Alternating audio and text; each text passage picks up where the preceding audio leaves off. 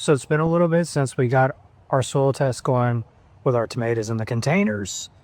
Let's take a quick look and see how they're doing and see how some of these soils are performing.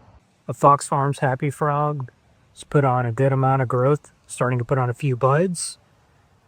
It's grown really long, wide branches. So far, the growth is really nice. Our plain, unamended potting mix from Landscaper's Pride is doing okay. I've only watered these plants once outside of rain, so for just having an organic fertilizer and a pretty basic potting mix, this guy's doing really well. The one that's honestly doing the best is the Bacto potting soil. The growth is the most vigorous. The plant is the biggest. I think that accounts, as we found last time, we did something similar. The polymer-coated slow-release fertilizer gives this plant a good jump. And the peat moss that's in there retains the moisture pretty well. And we have our Costa Maine acid-loving plant fix.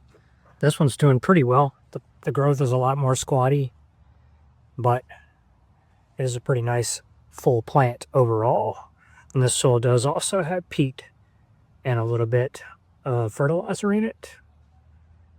And you can see quite a bit of a difference there. Heirloom Soul's Veggie and Herb. Plant's a little bit smaller in vigor, but it is growing well. And so far, we've got a few blooms on it. Honestly, more blooms than some of the other plants. Our Gardener's Magic. Probably the smallest of all the plants so far, but it still looks pretty healthy. It's beginning to set some blooms, so we'll see how this guy goes in the coming week. Heirloom Soul's Rose and Bloomers. Got quite a few blooms on there. Pretty good looking plant. It's got good height. Probably in the top 4 as far as height goes. We did have a little bit of yellowing on the leaves in the beginning, but I'm not too worried about that. We'll do a little trimming this week and we'll see how this bounces back. Lastly, our Fox Farms Ocean Forest. This guy probably has one of the thickest stalks. It's got the longest branches out of all of them. Haven't seen any blooms pop up on this one yet, but it's a really healthy looking plant. It's too early to tell really how this is going to go and which ones are going to underperform. But it's going to be interesting to see what we could have done differently, how we could amend these soils as we go.